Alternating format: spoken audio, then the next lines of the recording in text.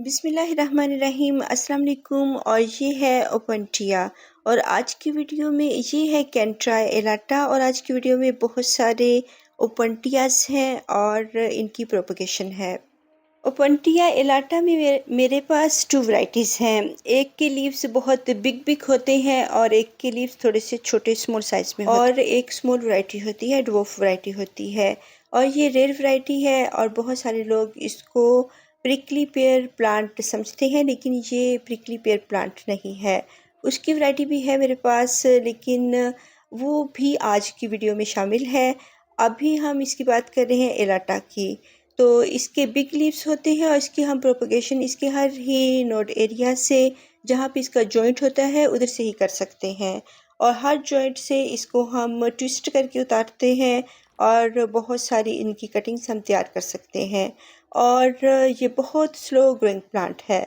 और ये इसकी स्मॉल वैरायटी है एलाटा की। इसका जो साइज़ होता है बहुत छोटा होता है और ये भी इसके भी जॉइंट्स होते हैं और ये भी चेन की तरह बढ़ते हैं। और जब थोड़ा सा ऊपर जाते हैं तो ये नीचे को लटक जाते हैं और फिर ज़मीन पर एक बेल की तरह चलना शुरू हो जाते हैं और ग्राउंड कवर के तौर पर ये चलते हैं और ज़्यादा देर तक ये ऊपर खड़े नहीं रह सकते हैं। और ये है चोया कैक्टस सिलिंड्रोपोन्टिया। और इसमें भी सनबर्निंग भी है और इसमें जो है बहुत सारे पेस्ट भी लग जाते हैं। तो बहुत गर्म इलाकों में इनमें सन बर्निंग बहुत ज़्यादा होती है। जितना भी इनको छुपा कर रखें, इनके ऊपर ग्रीन नेट लगाएं, कवर करें, लेकिन सन बर्न ये हो जाते हैं बहुत गर्म इलाकों में, क्योंकि ये ठंडे एरियाज़ का नेटिव होते हैं।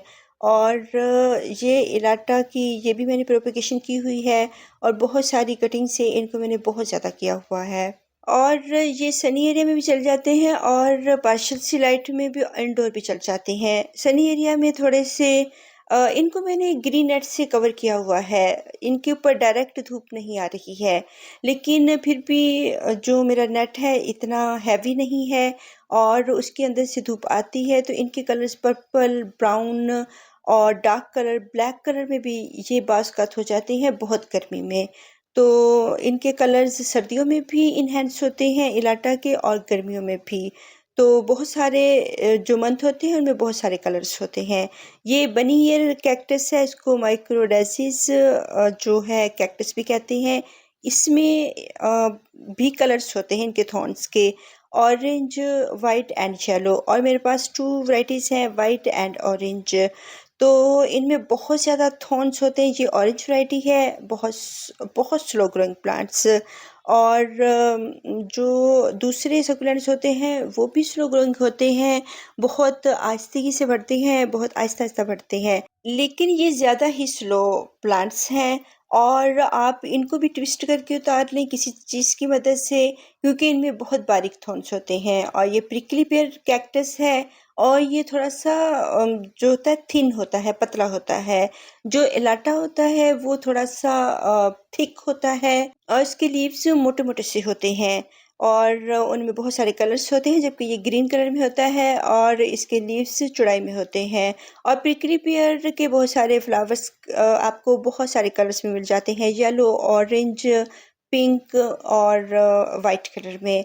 तो इनमें कलर्स जो फ्लावर्स होते हैं वो भी होते हैं, लेकिन इनमें अभी तक मैंने फ्लावरिंग नहीं देखी है। उसकी वजह ये भी हो सकती है कि मैं प्रोपेगेशन करती रहती हूँ और बढ़ाती रहती हूँ, क्योंकि मेरा नेटिव है बहुत गर्म एरिया है, जिसकी वजह से बहुत सारे प्लांट्स बहुत गर्मी में ये डाईबैक हो जाते हैं और ख़त्म होना शुरू हो जाते हैं।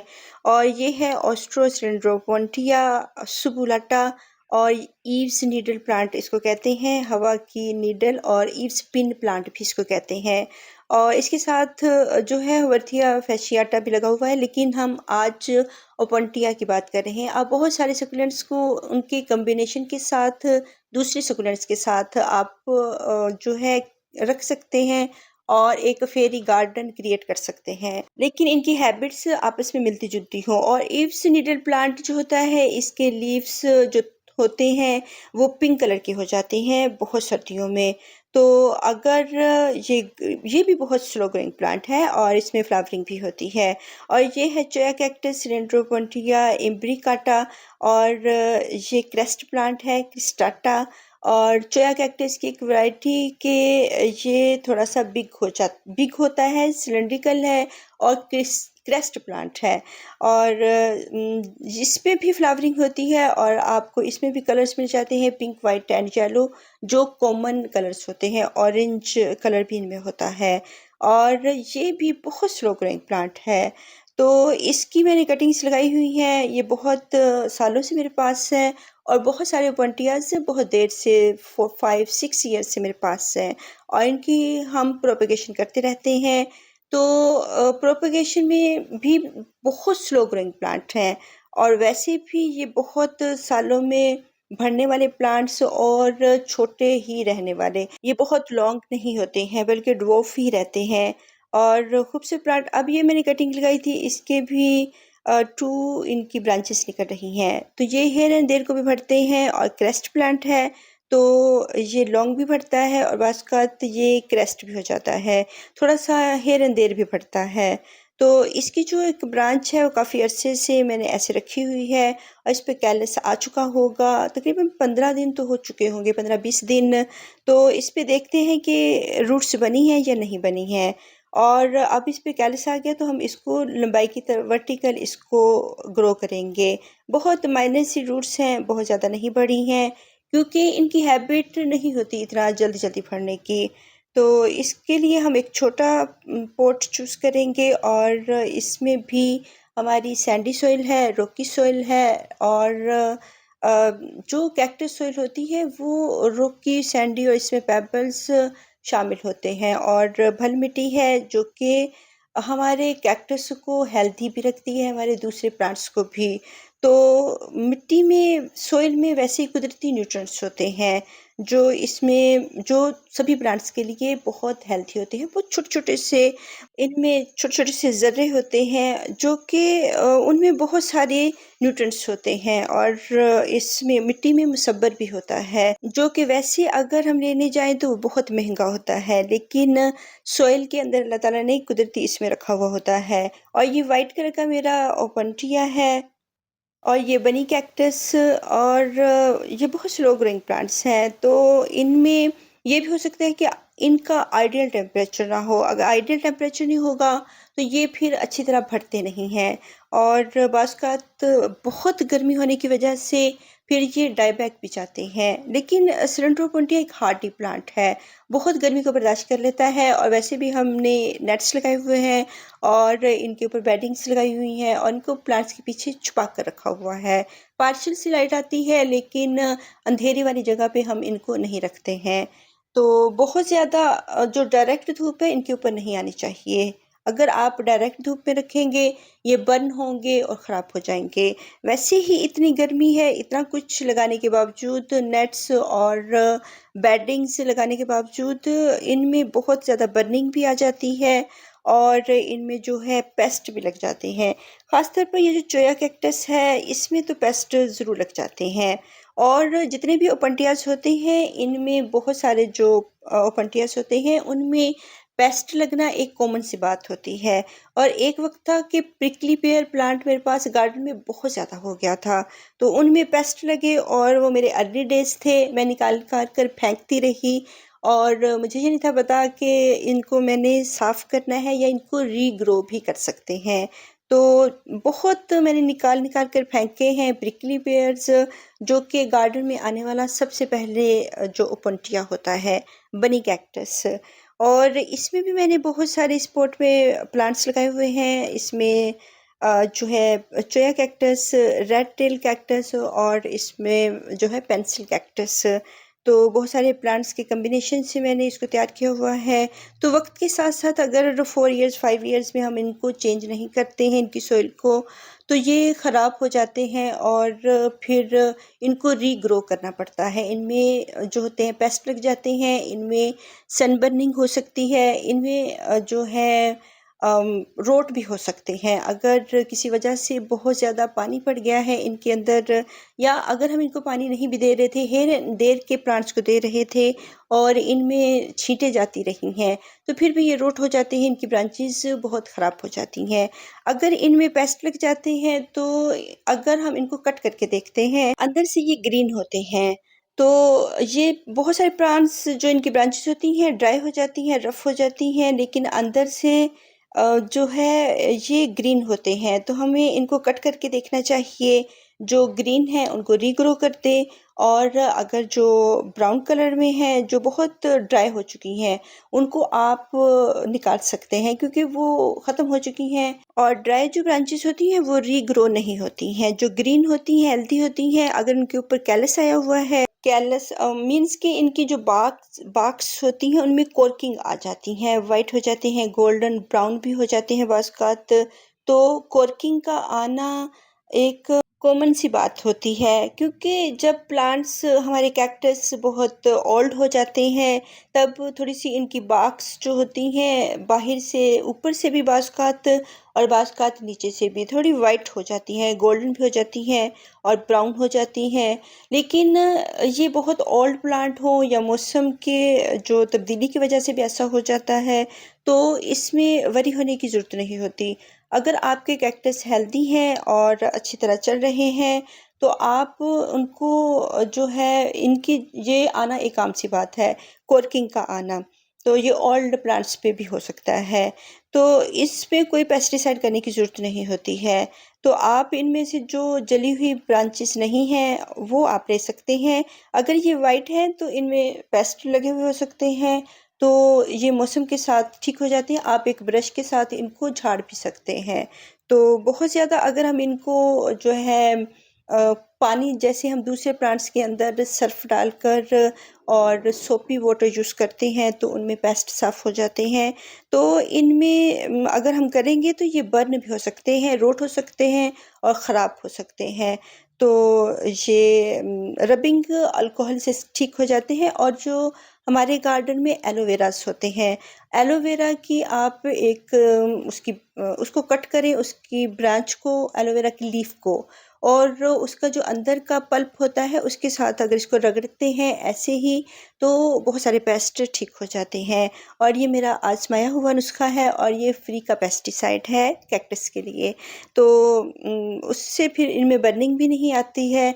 और हम कोई भी चीज़ अगर यूज़ करते हैं, पेस्टिसाइड या फिर कोई भी हम चीज़ यूज़ करते हैं इनमें फर्टिलाइज़र, तो हम इनको शाम के टाइम यूज़ करते हैं जब धूप ना आ रही हो। और जो हमारे कैक्टस शेडी एरिया में पड़े हुए होते हैं, आप उन पे भी ट्रीटमेंट उनकी कर सकते हैं। और अगर किसी प्लांट की हमने ट्रीटमेंट करनी है तो उनको शेडी एरिया में पहले रखेंगे। तो कुछ लीव्स मैंने लिए हैं इसकी सॉइल में मिक्स करने के लिए, ओपनटियाज में हम कर सकते हैं। बहुत सारे कैक्टस में हम नहीं कर सकते हैं, क्योंकि किसी भी कैक्टस में हम कच्ची खाद का इस्तेमाल नहीं कर सकते हैं। लेकिन इसमें मैंने थोड़े से ब्राउन लीव्स लिए हैं ताकि थोड़ी सी सॉइल सॉफ्ट हो, और हम इनमें कच्ची खाद इस्तेमाल नहीं करते हैं। जो ड्रॉट टॉलरेंट प्लांट होते हैं, ओपनटियाज भी ड्रॉट टॉलरेंट होते हैं। इनको अगर आप रोज़ाना के बेस पे वाटरिंग करेंगे तो ये गल जाएंगे। इनको भी हम मंथली वाटरिंग कर सकते हैं, 15 दिन के बाद कर सकते हैं। लेकिन वो आपके पॉट पर डिपेंड करता है। अगर पॉट की सॉइल जल्दी ड्राई हो जाती है और वो 1 वीक में या एक ही दिन में, बाज़-औक़ात गर्मियों में ड्राई हो जाती है, और फिर हम इसको 1 वीक के लिए या 10 दिन के लिए, 12 दिन के लिए ड्राई सॉइल में रखते हैं। सर्दियों में 1 मंथ तक इसको ड्राई सॉइल में रख सकते हैं। और ये भी ड्रॉट टॉलरेंट प्लांट है। और जो एलाटा है, इसको तो आप बिल्कुल भी वाटरिंग नहीं कर सकते हैं। इसको अगर हमने इसकी कटिंग लगा दी है तो इनको शेडी एरिया में रखेंगे। अगर इनके ऊपर कैलस हम ले आए हैं, जो कि 1-2 दिन में हम इसको किसी ड्राई प्लेस में रखते हैं तो कैलस आ जाता है, फिर हम इनको रीप्लांट करते हैं तो हल्का-हल्का हम इनके ऊपर शोवर कर सकते हैं। लेकिन अब चूँकि इनको मैंने कैलस इनके ऊपर नहीं आया है और इनको मैं फ़ौरन से रीप्लांट कर रही हूँ, तो अभी हम इनको वाटरिंग नहीं करेंगे। आप हफ़्ता 10 दिन के बाद अगर ये शेडी एरिया में हम रखते हैं, क्योंकि हमने इनको अब शेडी एरिया में ही रखना है, इनकी जड़ें नहीं बनी हुई। तो जब तक रूट्स नहीं आ जाती 1 मंथ लग जाता है, बाज़-औक़ात 2 मंथ्स लग जाते हैं इनकी रूट्स आते। तो हम इनको शेडी एरिया में 2 मंथ्स ही रखेंगे। तो वाटरिंग हम 20 दिन के बाद हल्की-हल्की सी शॉवरिंग कर सकते हैं, ताकि जो प्लांट है इसमें थोड़ा-सा हम कभी-कभी इसको मॉइस्चर दे सकते हैं। और इसके ऊपर हम बहुत भर-भर के वाटरिंग नहीं करेंगे, जब तक कि इसकी अगर रूट्स आ जाती हैं और हम 1 मंथ के बाद इसको वाटरिंग करते हैं, तो फिर अच्छी तरह भर के वाटरिंग कर देते हैं। फिर 1 मंथ के बाद ही इसको वाटरिंग करते हैं। और ओपनटियाज़ बहुत ड्रॉट टॉलरेंट प्लांट होते हैं और इनको आप बहुत ज़्यादा ड्राई सॉइल में रख सकते हैं। सैंडी सॉइल हो और डिकम्पोस्ट की हुई खाद हो, वो आप इसको दे सकते हैं। सीवीड्स बहुत अच्छी इनके लिए खाद होती है, वो आप इनको दे सकते हैं। तो मेरे पास नहीं है, और वैसे उनसे बहुत अच्छे हेल्दी प्लांट्स हो जाते हैं। आप ऑनलाइन इसको परचेज़ कर सकते हैं। तो इन पे अगर कैलस नहीं आया है तो हम 1 वीक और 10 दिन के बाद, 10 डेज़ के बाद हम इनको हल्का सा शोवर करेंगे कि वो फ़ौरन ड्राई हो जाए। ये नहीं है कि भर के वाटरिंग कर दें और काफ़ी दिनों तक वो गीला ही रहे। हल्की-हल्की मिस्टिंग करें ताकि ये जल्दी से ड्राई हो और ये भरते रहें। और इन पे बहुत टाइम लग जाता है, बहुत स्लो ग्रोइंग प्लांट्स हैं रूट्स आने में। तो फिर अगर इनको जल्दी नहीं है, तो हमने भी जल्दी-जल्दी इनको बहुत फर्टिलाइज़ नहीं करना है और जल्दी-जल्दी वाटरिंग नहीं करनी है, बहुत धूप में नहीं रखना है। अगर आपका हिल एरिया है, तो वहाँ तो ये वैसे ही बढ़ते रहते हैं, आप कुछ भी ना करें। हिल एरियाज़ में, ठंडे इलाकों में ये तो खुद ब खुद बढ़ते रहते हैं और कुछ केयर करने की ज़रूरत नहीं होती, ना इतना फर्टिलाइज़ करने की ज़रूरत होती है, ना ही इनको किसी नेट के नीचे रखने की ज़रूरत होती है। ये खुले में ही ऐसे ही पड़े रहते हैं, बढ़ते रहते हैं। हाँ, आप इनको सर्दियों में और स्नो फॉलिंग में आप इनको अंदर रखेंगे, और अगर स्नो फॉलिंग हो रही है तो फिर ये तो रोट हो जाएँगे, गल जाएँगे बर्फ़ में, तो फिर आप इनको कवर कर सकते हैं। और वैसे ये जो ठंडे इलाके का नेटिव होते हैं, तो ये उसमें इसको कुछ भी इनको करने की ज़रूरत नहीं होती है, कुछ केयर करने की नहीं, बल्कि आप बहुत ज़्यादा प्रोपेगेशन कर सकते हैं। और बाज़-औक़ात इनके जो हमारे गर्म एरिया में ये डाई बैक जाते हैं, ठंडे एरिया में नहीं जाते हैं, तो ये बहुत बढ़ जाते हैं। तो इनमें फ्लावरिंग भी होती है और फिर इनमें फ्रूटिंग भी होती है। अल्लाह हाफ़िज़।